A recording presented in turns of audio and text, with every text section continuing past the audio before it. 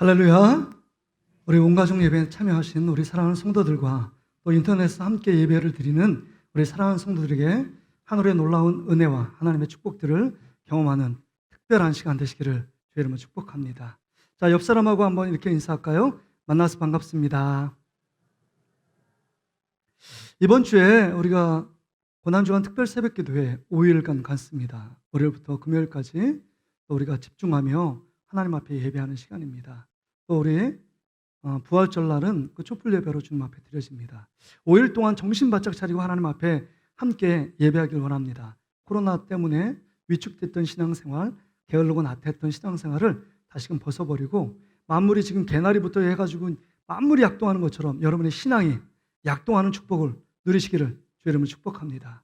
그래서 월요일 날 우리 특송 수고가 있습니다. 우리 장로님들, 화요일 날 우리 권사님들, 수요일 날 우리 목자들, 목요일 날 우리 교사들, 그 다음에 금요일 날은 우리 임직자들, 우리 피택 임직자들. 그래서 함께 정말 주님 앞에 영광을 올려드리며 함께 나가시길 바라고, 그 다음에 제가 믿음이 약해서 한 40개 정도를 준비했습니다. 5일 전일 참석자들에게 소정에 너무 좋은 선물이 준비되어 있습니다. 여러분 꼭 한 분도 빠짐없이 참여해 주셔서 하나님의 큰 은혜 또 누리시기를 바랍니다. 정말 여러분, 우리의 목표가 성공과 어떤 행복이 아니라 우리의 목표는요, 예수 그리스도를 믿는 자들의 목표는 그리스도를 닮아감입니다. 닮아감. 주님만 닮아가면 하나님이 여러분 가운데 주길 원하시는 축복들을 다 풍성히 주실 줄 믿습니다. 이 고난주간 한 주간 그 십자가의 은혜를 경험하고 예수님을 닮아가는 풍성한 은혜가 여러분 삶 가운데 넘치시길 바랍니다. 특별히 다음 주에 부활주일이거든요. 그 부활의 영광과 기쁨을 함께 나누는데 우리 목자들이 그 목원들, 구역원들이 나오지 않는 분들, 그래서 우리가 내일 다음 주에 계란하고 떡 준비되어 있잖아요. 그것도 잘 전달해 주시고, 우리 구제부에서 또 장기간 결석하신 분들, 또 몸이 불편하신 분들, 또 부활절 기념으로 해서 또 반찬거리를 한 5가지를 준비했어요. 그래서 그분들은 우리 목자들에게 또 주중에 연락이 가면 그것까지 해서 함께 합쳐서 그분들 꼭 우리 목원들, 구역원들한테 꼭 전해주시길 바랍니다. 또 귀한 일들 우리가 교회에서 계속적으로 하고 있는데요. 여러분들이 기도로 또 동참해 주시고 적극적으로 우리 목자, 부목자님들 헌신해 주시길 바랍니다. 또 우리 최경화 권사님이 우리 가족들 피택 받은 두 분이 계셔서 또 감사함으로 또 하나님께 세우신 것을 감사해서 또 귀한 떡으로 우리에게 또 선물을 하셨습니다. 그럼 가실 때 꼭 떡을 받아가시길 바랍니다. 자, 우리 옆 사람하고 한번 이렇게 다시 한번 인사할까요? 자, 끝까지 예수 그리스도를 바라봅시다.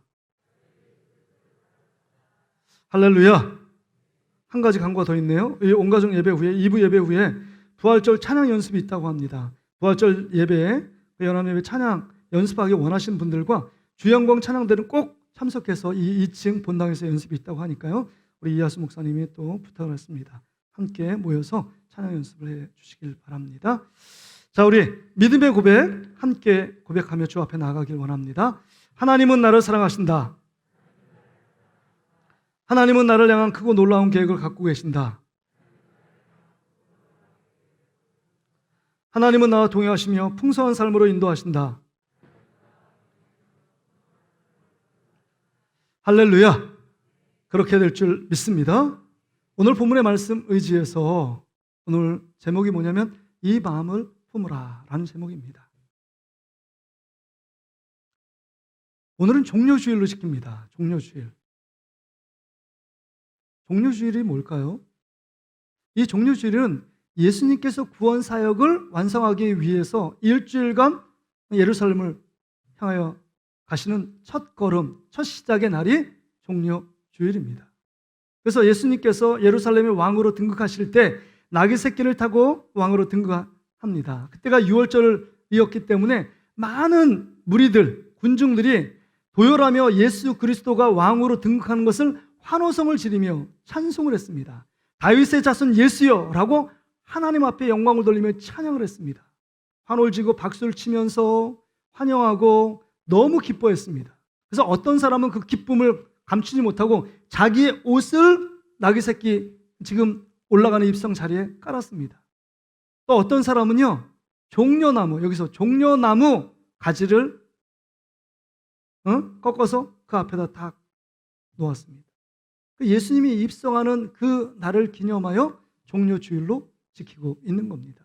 그렇게 환호성을 치며 박수를 치며 너무 기쁨과 감격에 주님을 높이며 찬양했던 그 무리들이 몇 날 며칠이 못 되어 빌라도 총독 앞에서 죄인보다 더 극악한 죄수들이 십자가형에 달려 죽어가는데, 그때 예수 그리스도를 십자가에 못 박으라고 똑같은 환호했던 그 군중의 무리들이 며칠을 못 되어 예수님께 욕하고, 그 다음에 예수님을 십자가에 못 박으라고 그들이 환호성과 아우성을 쳤습니다. 그들의 마음이 무엇이기에 조금 전에는 하나님을 찬양하며 환호성을 질렀던 그 무리들이, 똑같은 군중들이 몇 날 며칠이 못 되어 예수 그리스도를 십자가에 못 박으라고 그렇게 강력하게 외치며 괴성을 지르며 아우성을 치고 있을까 하는 겁니다. 그들의 마음은 무엇이었을까? 특별히 우리 종려주일로 지키고 있는 우리들인데, 우리가 어떤 마음으로 주님 앞에 예배를 해야 하는가 하는 것입니다. 어떤 마음이요? 오늘 본문에 보면 이렇게 말씀합니다. 사도 바울이요, 빌립보서 2장 5절에 이렇게 말합니다. 우리 같이 한번 읽어볼까요? 시작. 너희 안에 이 마음을 품으라. 곧 그리스도 예수의 마음이니. 너희 안에 이 마음을 품으래요. 곧 그리스도 예수의 마음이라고 말합니다. 다시 말해서 예수의 마음을 품으라고 말씀하고 있는 것입니다. 예수의 마음이요. 근데 여러분, 지금 사도 바울은 예수님께 직접 가르침과 배움을 입었던 자가 아닙니다. 예수님의 12 제자들 중에 들지도 않았습니다. 그리고 예수님이 직접 내 마음은 이런 것이다 그렇게 가르치고 보여준 적이 한 번도 없습니다.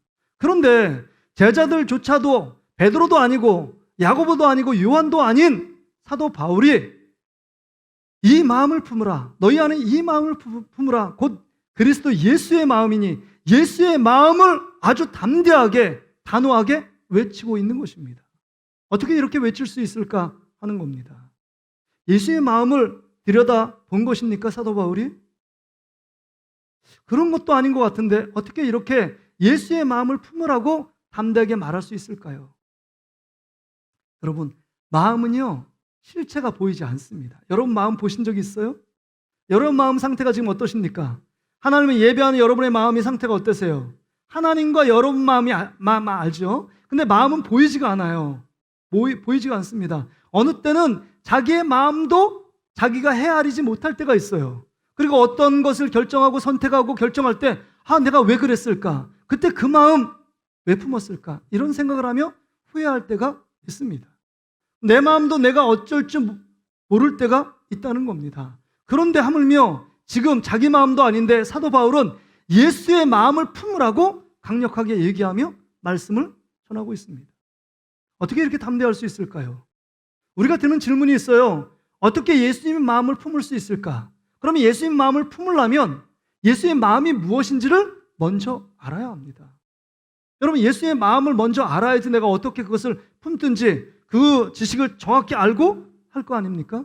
우리 아이들이 수학 공식을 알고 그 다음에 수학 공식을 암기하지도 않았는데 어떻게 수학 문제를 풀 수 있습니까? 마찬가지예요. 예수의 마음을 알아야만 예수의 마음을 품을 수 있습니다. 그렇다면 예수의 마음은 어떤 마음이었을까?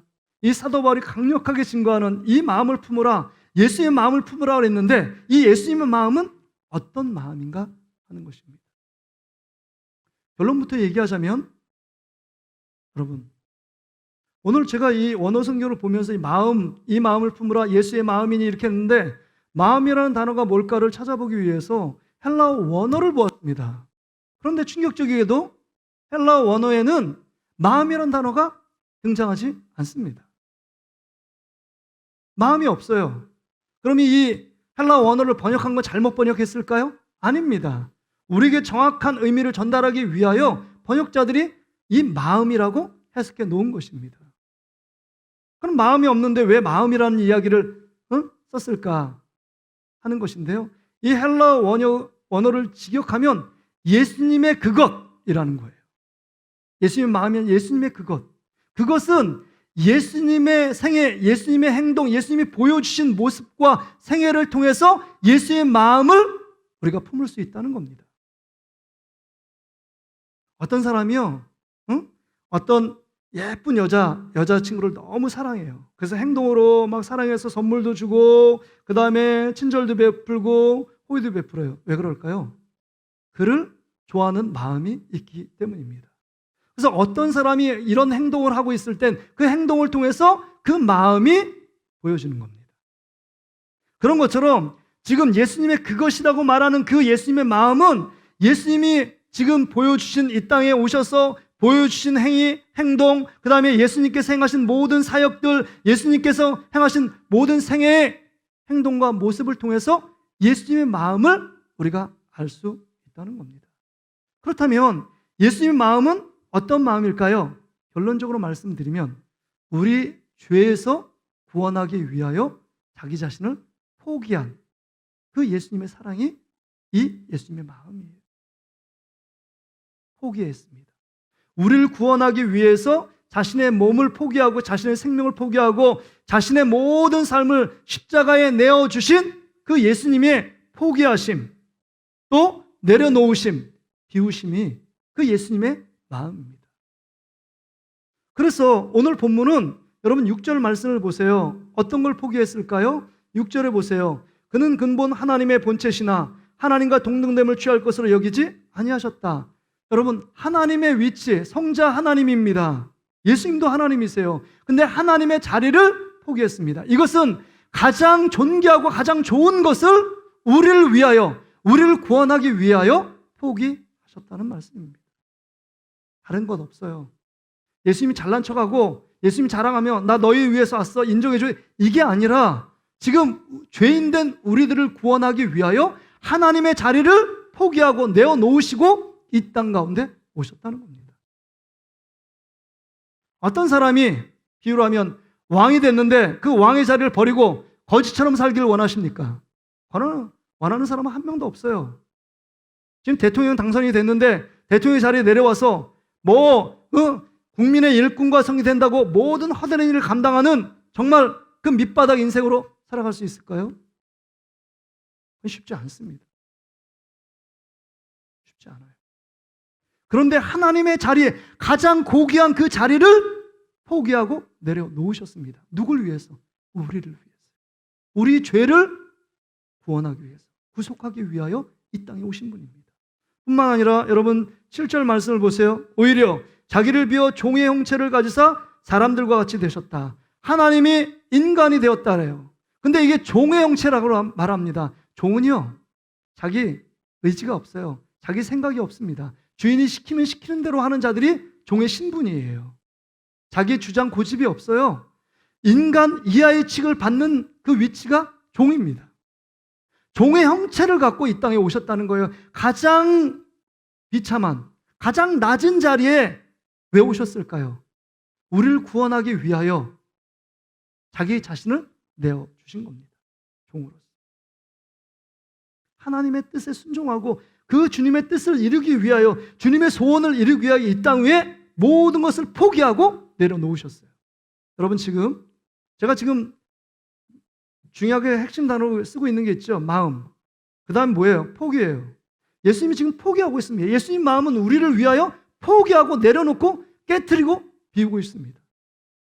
뿐만이 아닙니다. 여러분 8절에 보세요. 사람의 모양으로 나타나사 자기를 낮추시고 죽기까지 복종하셨으니, 죽기까지 내려오셨어요. 죽기까지 내려오셨어요. 이 죽기까지라는 것은 자기의 생명을 내려놓으셨다는 겁니다. 다시 말해서 아낌없이, 생명까지 아낌없이 전부를 포기하셨다는 거예요. 우리 죄를 위해서, 우리를 살리기 위해서, 우리를 구원하기 위해서, 하나님의 자녀의 영광스러운 그 직분을 주기 위하여 예수님께서 모든 걸 내려놓고 포기하셨다는 겁니다. 이게 예수님의 마음이셨어요. 이 죽기까지라는 이 죽음은 단순한 인간의 죽음, 그냥 죽으면 무덤에 들어간 그런 죽음이 아니었습니다. 오늘 8절 하반절에 보세요. 십자가에서 죽으심이래요. 십자가의 죽으심은요, 어마어마한 고통과 고문을 수말합니다. 어마어마하게 예수님이 채찍에 맞으시고 살을 뜯기는 그 어마어마한 채찍, 로마의 고문 기술자들이 예수님을요 39대를 때립니다. 법안 죽어요. 그 무거운 십자가를 골고다 언덕으로 올라갑니다. 정말 인간이 어떤 체력으로는 감당할 수 없는 고통과 어마어마한 좌절을 맛보죠. 인간을 구원하기 위해서 이 땅에 오셨는데 예수님이 취급받는 것은 인간 이하의 취급받고 죄인 중에 더 괴수 많이 십자가 형틀에서 죽어갈 수밖에 없는데 십자가의 죄수들과 함께 그 중앙에서 가장 무도한 죄인이라는 표시로 중앙에 예수님을 세우는 것 아닙니까? 십자가에서 죽어가십니다. 왜 그럴까요? 우리를 구원하고 우리를 살리고 영생의 축복을 주기 위하여 이 땅 가운데 우리를 위하여 자기 자신을 버리신 겁니다. 포기하신 겁니다. 누가 강압적으로 포기할 사람이 없어요. 하나님의 아들 하나님이십니다. 자기 스스로가 자기 권리, 자기 주장을 다 포기하십니다. 우리를 위하여 내어주시는 그 애틋한 사랑이 예수님의 마음이에요.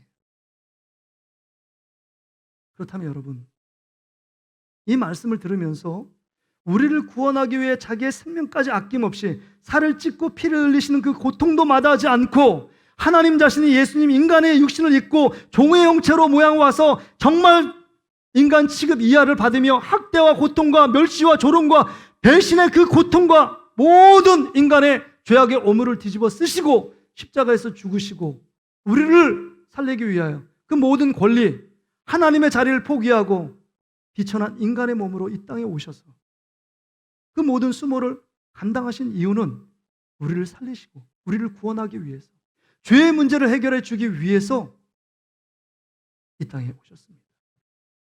그렇다면 여러분, 예수님은 우리를 위해 살리기 위해서 그 모진 고통의 대가를 지불하고 자기의 모든 것을 포기하고 내려놓으셨는데 우리를 구원하신 예수님을 위하여 내가 포기한 것은 무엇입니까? 내가 포기한 건 뭐예요? 예수님을 더 잘 믿고 더 잘 섬기고 주님처럼 되기 위하여 내가 내어주고 버린 것은 무엇입니까? 우리는 예수님의 고통, 고난과 관계없이 내가 예수님 때문에 축복받고 예수님 때문에 성공하고 예수님 때문에 형통하고 예수님 때문에 내 가정과 내 자녀들이 잘 되기를 소원하며 살고 있습니다. 예수님 덕분에 예수님 때문에 더 큰 은혜를 받고 더 큰 축복을 받고 더 큰 은혜를 누리기 원하는 것이 우리의 마음입니다.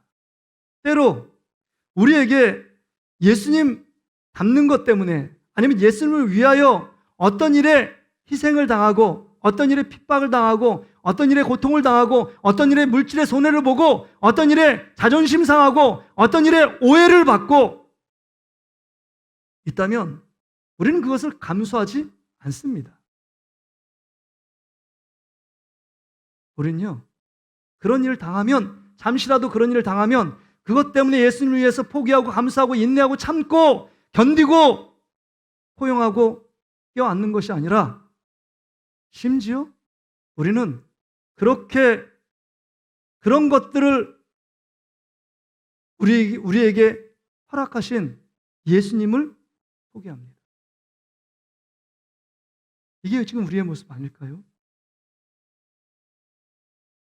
예수님을 위해서, 하나님을 위해서 무언가 포기하고 내려놓아야 될 우리의 삶이 예수님 때문에, 예수님은 고난받고 예수님이 십자가에서 살을 찢든지 피를 흘리든지 그거하고 상관없이 내가 축복받고 내가 성공하고 내가 잘되고 내가 편안하고 잘 먹고 잘 사는 일에 집중되어 있기 때문에 혹시라도 예수님 때문에 고난받고 예수님 때문에 멸시를 당하고 예수님 때문에 조롱받고 예수님 때문에 오해를 받으면 우리는 못 견뎌합니다.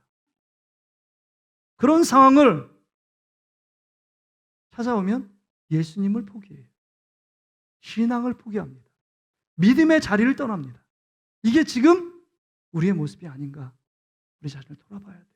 이 종료주일에 정말 예수님의 마음이 무엇인가, 예수님은 우리를 위하여 포기하고 다 내려오셨고 모든 걸 전부를 주셨는데 우리는 더 많은 것을 얻기 위하여 달려가고 있는 우리의 모습.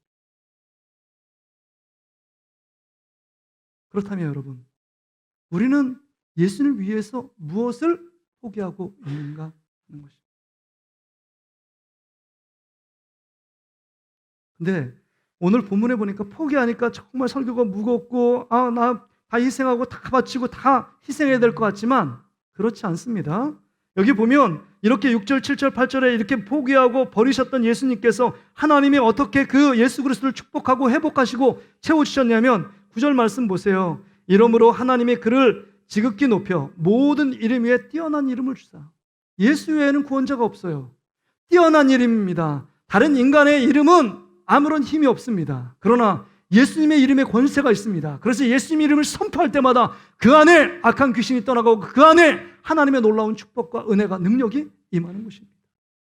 뿐만 아니라 10절에 보니까 하늘에 있는 자들과 땅에 있는 자들과 땅 아래에 있는 자들로 모든 무릎을 예수의 이름에 꿇게 한다. 모든 권세가 하늘의 권세, 땅 아래 모든 권세가 예수 그리스도의 이름 앞에 무릎을 꿇게 되어 있다고 말합니다. 주님께서 우리를 위하여 포기하고 다 내어 주실 때 우리 하나님께서는 예수 그리스도께 모든 걸 회복시켜 주시고 하나님의 영광을 돌리도록 11절에 보니까 만들어 주셨다라고 말씀하고 있는 것입니다. 여러분, 예수를 위해서 여러분 희생을 당하고 예수를 위해서 여러 가지 손해를 감수하셨습니까? 하나님이 채워주셨다는, 하나님이 다 보고 채워주셨다는 거예요. 예수님을 닮아가고 예수님을 잘 믿기 위해서, 예수님을 잘 섬기기 위해서 여러분들이 포기하고 희생을 치르고 그 다음에 여러 가지 더 많은 사람을 사랑하고 오해받아도 용서하고 그를 위해 축복 기도하고 그를 감싸 안았다면 주님께서 여러분을 신원해 주실 뿐만 아니라 회복시켜 주시고 하나님의 영광을 부어주실 줄 믿습니다. 할렐루야. 성경에 다 그런 이야기예요. 아브라함은요, 하나님을 너무 사랑했기 때문에 하나님 말씀에 순종해서 자기 아들을 포기했습니다. 그렇게 기다리던 25년 동안 기다리던 100세 이삭을 100세에 낳은 것 아닙니까? 너무 귀엽고 사랑스러웠지만 주님 명령하잖아요. 모리아산에서 바쳐라. 주님을 사랑하기 때문에 그 자녀를 포기하는 척한 게 아니에요. 진짜 칼로 죽이려고 그랬습니다. 죽여도 주님이 살릴 거라는 믿음이 있었기 때문에 포기한 것입니다. 포기했더니 아브라함이 믿음의 조상으로 우뚝 세우신 것을 믿습니다. 하나님의 엄청난 축복이에요. 포기하고 내려놓았더니 주님께서 그의 삶과 그의 마음과 그의 믿음을 보시고 하나님의 엄청난 축복이에요. 아브라함 같은 믿음의 조상으로 세우잖아요. 얼마나 존귀한 이름이 되었습니까? 요셉은요, 순간의 죄악 가운데 누리는 그 쾌락을 포기했습니다. 보디발을 그 아내가 계속 동침하자고 얘기했을 때 내가 하나님 앞에서 어찌 특죄하리요 하며 하나님을 인정하고 하나님을 높였습니다. 그리고 포기했어요. 세상의 죄악을 포기했습니다. 그래서 감옥에 들어갔습니다. 고통스러운 나날이 2년간 지속됐습니다. 그럼에도 불구하고 2년 후에 하나님이 그 마음을 신원해 주시고 요셉을 애굽의 총리로 세우신 줄 믿습니다. 하나님이 축복하시면 하나님이 세우시는 거예요. 포기하고 버리니까 주님이 그 마음을 아시고 신원하여 하나님의 귀한 자리에, 정말 이스라엘이 올라갈 수 있는 최고의 자리에 요셉을 등극시키게 하신 겁니다. 바울이요, 오늘 이 빌립보서 기록은 바울이요, 로마 시민권이 있었습니다. 정말 가말리엘의 문화생입니다. 석학 중에 석학입니다. 그냥 있었으면 존경받고 인정받는 자리입니다. 편안한 자리입니다. 그 편안한 자리를 다 포기하고 예수 그리스도를 위하여, 복음을 위하여 고난받기를 기뻐하니까 여러분, 수많은 교회들이 바울을 통하여 수많은 성도들이 예수께 인도하고 해와 별과 달처럼 빛나는 이름, 보석 같은 이름으로 다윗을 세워주신 줄 믿습니다. 여러분은 무엇을 포기하셨습니까? 무엇을 내려놓으셨습니까? 정말 예수 그리스도를 더 닮고 예수 그리스도를 더 사랑하기 위하여 무엇을 깨뜨렸습니까? 향유 옥합을 깨뜨렸던 300데나리온의 값어치를 깨뜨렸던 그 여인을 여러분 기억하실 겁니다. 어떻게 말하면 결혼을 포기할 수도 있어요. 왜냐하면 결혼 지참 자금입니다. 300데나리온 값어치가. 결혼도 포기해요. 자기가 갖고 있는 재산, 그 돈을 다 포기해버립니다. 그리고 예수님을 사랑하기에 예수님 발 앞에 예수님의 십자가의 죽으심과 부활하심을 기념하여 주님께 이거가 아니라 500데나리온 아니 1000데나리온의 향유옥합이 있어도 그것을 깨뜨려 정말 기쁨으로 드릴 마음의 준비가 되어 있는 여인이 그 여인이었어요. 있으면 더 드리고 싶은 마음이 향유옥합을 깨뜨린 그 여인이었습니다. 예수님을 사랑하기에, 예수님의 말씀, 그 말씀에 순종하기 위하여, 예수님을 더 닮아가기 위하여, 예수님이 나의 죄를 위해서 십자가에 죽으시고 부활하신다는 그 말씀을 믿었기 때문에 그것보다 더 귀한 것이 없고 그것보다 더 가치 있는 일이 없기 때문에 이 갖고 있는 향유옥합은 아무것도 아니라고 생각했습니다. 그래서 깨뜨린 거예요. 저를 보세요.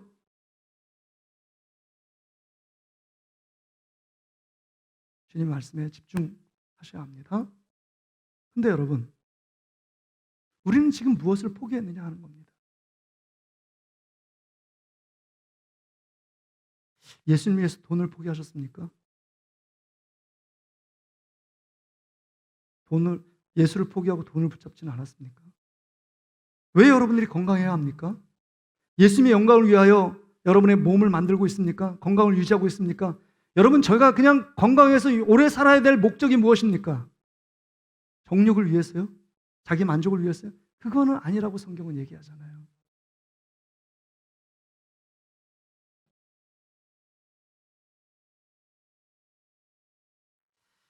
호주에 럭비 선수가 있습니다. 호주의 럭비가 참 인기 스포츠예요. 호주의 럭비 선수. 그 럭비 선수 이름이 뭐냐면 이스라엘 폴라우라는 선수입니다.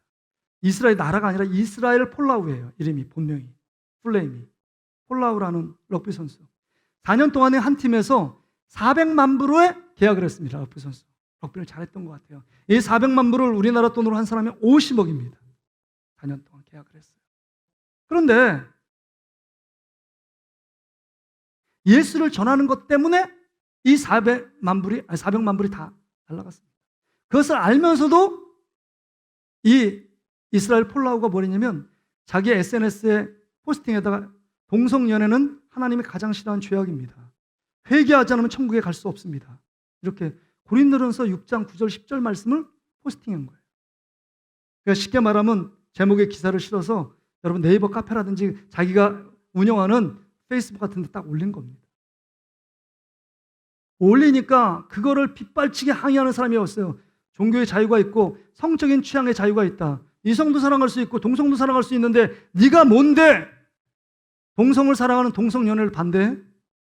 넌 그래도 공적인 사람이고 럭비 선수인데 왜 그렇게 써? 그러니까 그거를 400만 불을 주도했던 계약자인 그 그룹의 그 팀의 계약자인 CEO가 400만 불을 다 취소시켰어요.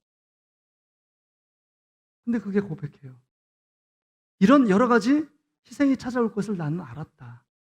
그럼에도 불구하고 나는 예수님을 사랑한다. 그렇게 예수님께서 원하시는 말씀을 증거하지 않을 수 없다. 그게 고백이에요. 한마디로 말해 예수님을 자랑하고 예수님을 드러내고 예수님을 높이기 위하여 돈 50억을 포기한 것입니다. 그래서 기독교 단체 그 이스라엘 팔라우를 그 지원하는 단체가 10만 불을 들여서 소송을 내고 있습니다. 돈을 400만 불을 다시 받기 위해서가 아니라 신앙의 자유 문제 때문에 차별금지법처럼 동성연애를 반대한다는 이유 때문에 그런 불이익을 당한다면 안 된다. 그것을 위해 소송 중이에요. 주님의 영광을 위해서. 여러분은 예수님을 위하여 우리의 죄를 위해서 십자가에 죽으신 예수 그리스도 그분을 더 잘 믿고 저를 따르기 위해서 여러분이 포기하고 내려놓고 깨뜨린 것은 무엇입니까? 여러분, 우리가 돈과 죄악과 그 모든 것을 이길 수 있는 한 가지는요, 하나님이 가장 기뻐하시는 한 가지를 포기하면 다 끝납니다. 한 가지를 포기하셔요. 그게 뭔지 아십니까? 궁금하십니까? 그 한 가지는 성경에 얘기합니다. 여러분의 옛 자아를 내려놓으래요. 자아를 내려놓으라고 말합니다. 성경에 옛사람, 옛자, 자아를 내려놔야 돼요. 그 자아는 어떤 자아냐? 예수의 말씀에 반대되는 자예요. 말씀대로 순종하지 않으려고 하고 내 육체적으로 본능적으로 행하고 내 감정과 기분과 혈기를 따라서 말하고 행동하려고 하는 이 자아를 내려놓아야만 예수님을 위하여 포기할 수 있다는 겁니다. 그래서 성경은 계속적으로 내 안에 있는 옛사람, 옛자아를 십자가에 못 박아라. 아니면 그 옛자아를 포기하라 라고 말씀하고 있는 겁니다. 그래서 앤드루 머레이 기독교 영성 그 저술가는 이런 책을 썼습니다. 나를 버려야 예수가 산다. 내 자아를 주님의 십자가 앞에 포기하고 못 박지 않으면 예수님을 닮아갈 수도 없고 정말 주님 안에서 진짜 그리스도인처럼 신앙생활할 수 없다는 거예요. 이 말은 진짜 같은 가짜가 있다는 거예요. 경건한 척하고 거룩한 척하고 구별된 삶을 살아가는 척하지만 그 본 모습 안에 여전히 자신의 욕심과 그 죄악의 쾌락을 쫓아 행하는 우리의 삶의 모습이 고스란히 담겨 있다는 거예요. 그래서 예수님을 오래 믿어도 60년, 70년, 80년, 90년, 100년을 믿어도 우리 삶이 변화되지 않는 이유는 내 자아를 포기하지 않았기 때문입니다. 여러분의 자아를 포기해 보신 적이 있나요?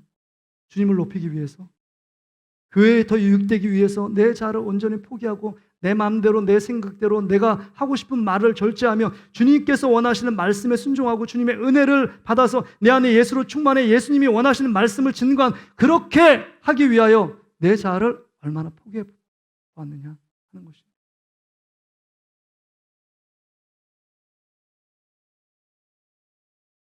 사도 바울은 갈라디아 2장 20절에 이야기해요. 내가 그리스도와 함께 십자가에 못 박혔다.